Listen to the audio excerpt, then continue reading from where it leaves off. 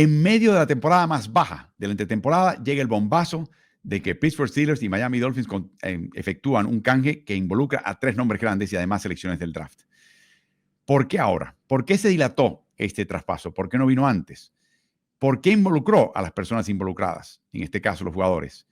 ¿Y por qué Pittsburgh entiende que no tiene mucho que perder en el 2025 en el peor de los casos, sino que tiene las miras puestas firmemente en el 2026, incluyendo el draft? ¿Quién gana? ¿Quién pierde? ¿Qué jugador sale ganando y perdiendo? ¿Qué se espera de cada jugador? Todo analizado minuciosamente junto a Dani Limón en Ritmo. Esta semana empezó con una telenovela, ¿no? Amamos las telenovelas en la NFL. Yo creo que la NFL tiene algo con las telenovelas mexicanas y latinas, ¿no? Y colombianas, porque siempre encuentran la manera de tenernos al filito y estos cambios, estas situaciones. Un traspaso que de verdad fue como, ¿qué? Entre los Miami Dolphins y los Pittsburgh Steelers, Jalen Ramsey dejó de ser un Dolphin y se convirtió en un esquinero de los Pittsburgh Steelers.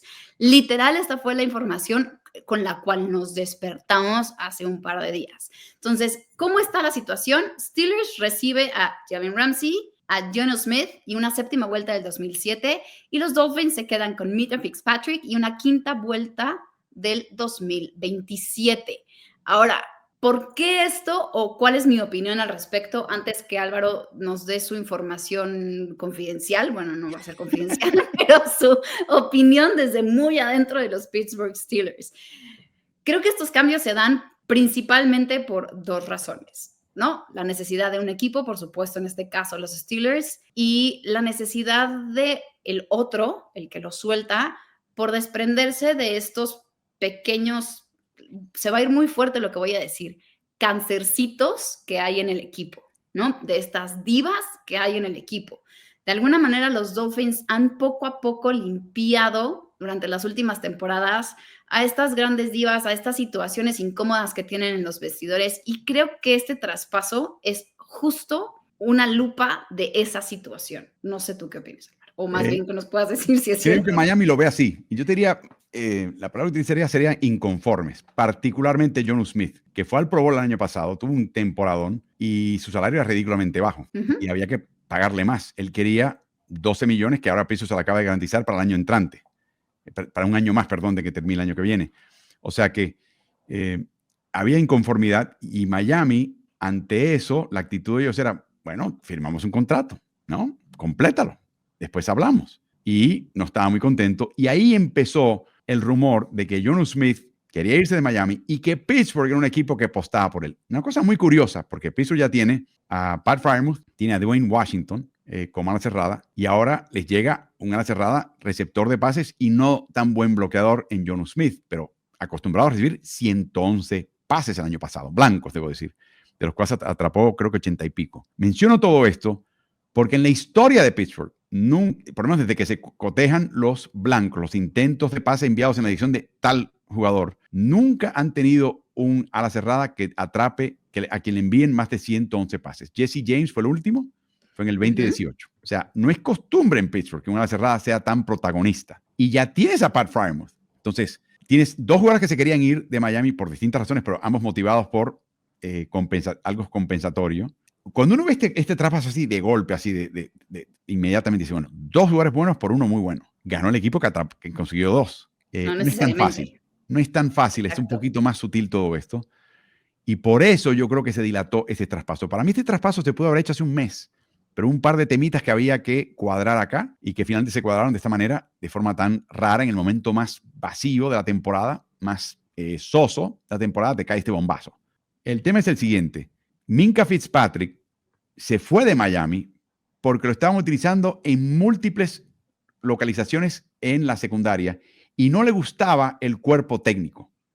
Ajá. Él quería especializarse en un lugar. Él llega a Pittsburgh y sus primeros años, Pro Bowl, All Pro, líder de intercepciones de la liga, fenómeno. En los últimos 2 años, la cantidad de cortes de balón cayó enormemente. Importantemente. Tuvo un año pasado. Recuerdo que una previo a esa intercepción, creo que fueron 22 partidos donde no había interceptado un pase. Es una gran sequía de cortes de balón. Exacto. Y le pagan 23 millones, o le pagaban 23 millones. Y aparentemente la sensación era, hey, te estamos pagando para ser el Minkah de los primeros años en Pittsburgh. Tuvo mucho que ver, hay que mencionarlo, que a él le cambiaron un poquito el papel y lo dejaron mucho más atrás. Así que era muy difícil que él cortase más balones dentro del esquema que le asignaba Pittsburgh. O sea que él fue un soldado, le prestó lo que tenía que hacer. No se ausentaba en muchos partidos. Se lesionó la rodilla una vez en un partido contra Indianapolis, estuvo fuera un par de partidos, estuvo de vuelta. O sea que él posiblemente jugó lesionado. Recuerdo un partido en Green Bay, que era la última jugada. Si anotaba Green Bay, ganaba el partido. Fue en Acrisure, hace un par de años. Y tenía 5 receptores, Jordan Love. Y Pittsburgh colocó una zona, donde literalmente tenía un jugador de Pittsburgh defensivo cada tantas yardas, en la línea de gol. Y enseguida sale corriendo Minkah y hace así a Mike Tomlin y dice, pide minuto. Y finalmente lo pide. Hablan y a sugerencia de Minkah cambiaron a marca individual. Y el pase final, no me acuerdo quién fue, pero fue un pase que estuvo muy disputado y que el jugador defensivo de Pittsburgh, la verdad que lo marcó muy bien y fue un pase incompleto. Minkah fue el que hizo la sugerencia y tenía el peso en este equipo para que Mike Tomlin cambiase de opinión, quemara un tiempo pedido y decidiese ir en contra de lo que originalmente él y su coordinador defensivo, Terry Austin, habían decidido. Eso te habla un poquito del peso que tenía Minkah en este equipo. O sea, hablar mal de él me parece que es injusto. Sigue siendo un buen jugador, un gran jugador, sigue siendo un líder. Estoy seguro que toda la culpa que se le echa a él de lo que pasó o no pasó en Pittsburgh, o la responsabilidad suya, no le caía bien. Y desde marzo existía un run de que si un equipo le ofrecía, que no estaba Pittsburgh colocando en el mercado de traspasos, pero si había alguien interesado, a ver, muéstranos lo que quieres. Sí, sí. Entonces llega todo esto acá en el traspaso. Y a mí lo que me sorprende es lo siguiente. Jalen Ramsey es un caso bien interesante. Ramsey es un esquinero que también hace las de esquinero, tercer esquinero en la ranura. Pero está ahí no solamente para marcar al tercer receptor del equipo contrario, con ala cerrada, sino también para atacar al quarterback. Lo utilizaron en 25 jugadas, tuvo un par de capturas, un balón suelto forzado, 3 derribes de mariscal, 4 presiones. Es excelente en esa posición. Pittsburgh ha tenido ese jugador desde que tenía a Mike Hilton, en parte de nuevo por una cuestión esquemática. Preferían mantenerlos en cobertura que lanzarlos y presionar al quarterback. Para eso estaba TJ Watt, por ejemplo. Pero ahora traen a ese jugador especializado en eso, pero un jugador también que ha mencionado que él quiere empezar a hacer la transición a profundo. Y Pittsburgh ahora tiene de profundos a DeSean Elliott y a Juan Thornhill, que vino de Cleveland como agente libre y que salió mal de Cleveland después de haber tenido un par de temporadas muy buenas en Kansas City. Entonces, ¿qué es Juan Thornhill tenemos? ¿Y hasta qué punto va a tener que jugar Ramsey de profundo? Por necesidad. Exacto. Y no por deseo. Entonces hay un poquito esa situación de que tenías algo estable, muy bueno, que no cortaba balones. Ahora tienes un jugador que puede cortar balones, pero no sabes si te puede dar lo que se requiere como profundo. Y está esa incertidumbre que va a tener que contestar Ramsey y el resto del equipo. O Pittsburgh podría contratar a un profundo como Justin Simmons, que está disponible en el mercado, que es veterano y que va a ser una especie de refuerzo sin tener que ser protagonista. Ahora, lo de Jonnu Smith a mí me dejó la boca abierta, porque eso implica que tienes 2 increíbles receptores de pases en la posición de profundo, pero no un segundo receptor o a la abierta, particularmente uno que estire la defensiva contraria. Para mí, esta transacción contesta la pregunta si viene un segundo receptor a Pittsburgh. La respuesta es no. No, van a ir con esto, que estoy seguro que a Arthur Smith le encanta, que hasta cierto punto le va a gustar a Aaron Rodgers, y el único jugador y receptor de Pittsburgh, que es el clásico, clávate, estira la defensiva contraria con tu velocidad, es Calvin Austin. El único en este equipo. O sea que ya se decanta Pittsburgh para una ofensiva que puede ser muy capaz y muy anotadora, pero va a ser más metódica y paulatina, no va a ser tan explosiva como son otras ofensivas con varios receptores que se ponen a correr, y piensa un poquito en Tyreek Hill en Miami, por ejemplo, y Waddle como compañeros, que son temibles. Entonces, no existe un receptor en Pittsburgh que obligue a un equipo a tener a un esquinero y además un profundo, por si acaso. Sí. Eso lo va a exigir Metcalf por un momento y quizás por momentos Smith o Freiermuth, pero no va a haber uno que estire la defensiva contraria y abra huecos por el medio.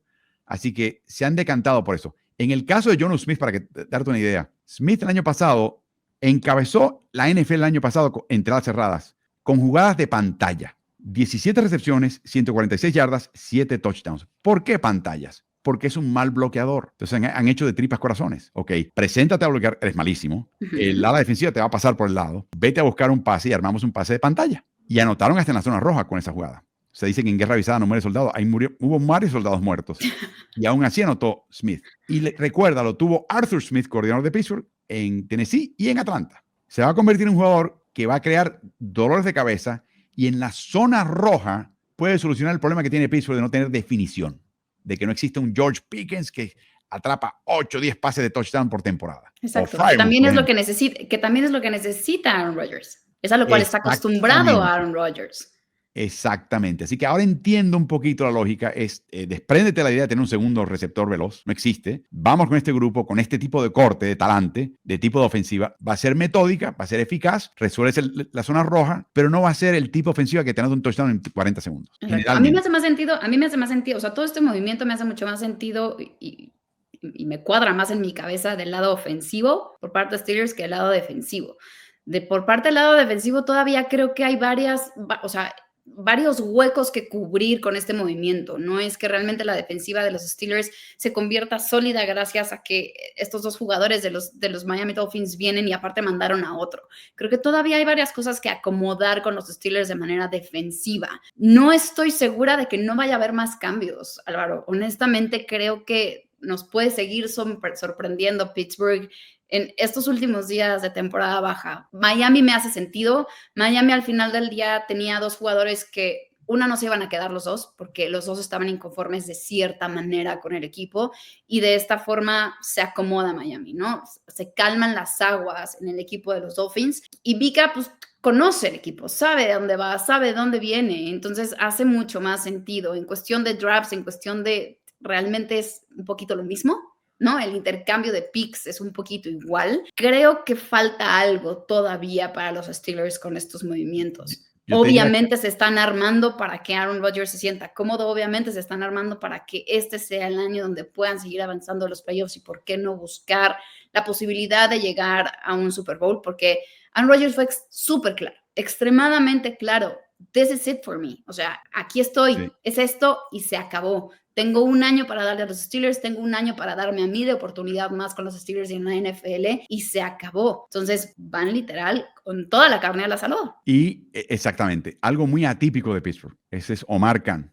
Uno siempre habla de que, bueno, Omar Khan asistido por Andy Weidl. Andy Weidl es un excelente catador de talento y es un gran estratega. Pero hay que tomar decisiones como esta a veces y no te tiene que temblar el pulso y se requiere un temple particular y Omar Khan lo tiene. Y hay otra cosa interesante aquí, Dani. Lo hemos platicado aquí antes en este espacio. ¿Te acuerdas cómo Pittsburgh estaba acumulando agentes libres que luego perdían a la agencia libre y a raíz de eso te dan selecciones compensatorias de tercera o cuarta vuelta o quinta vuelta en el draft, ¿no? Bueno, el año que viene tienen 12 selecciones.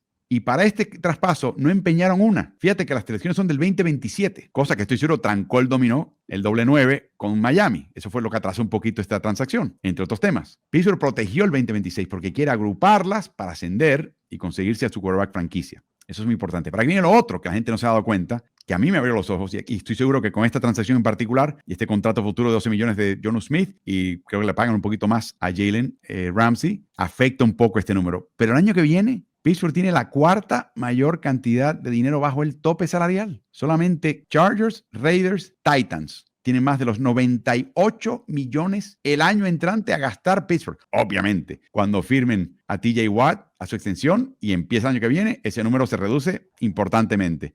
Cuando añades el dinero que van a pagar a Jonnu Smith, se reduce. El tantito que van a pagar a Jalen Ramsey, se reduce un poco. Sin embargo, Pittsburgh está en una posición tremenda con un quarterback de primera vuelta, que tampoco te va a romper el financiamiento, de seguir añadiendo este equipo piezas importantes si quisiera. El genio de Omar Khan lo estamos viendo a largo plazo y sin duda, eso fue una transacción que sacudió a la liga por todo, por el tipo de nombre involucrado, el hecho de que Minka regrese al equipo del cual se fue furioso, todo. El hecho de que hay incertidumbre en la secundaria de Pittsburgh ahora, pese a que traen un jugador de calibre. Exacto. No contesta todas las preguntas, contesta preguntas ofensivas que quizás la gente no quería contestar de esa manera, pero obviamente Arthur Smith se siente muy cómodo y obviamente también Rodgers se siente muy cómodo. Así que muy interesante este traspaso. Y la gente dice, bueno, se está arriesgando mucho el señor Khan y compañía. No cuando sabes que tienes todas las elecciones importantes para poder ascender y conseguirte un buen quarterback en el próximo draft. Y no cuando tienes esa capacidad bajo el tope disponible.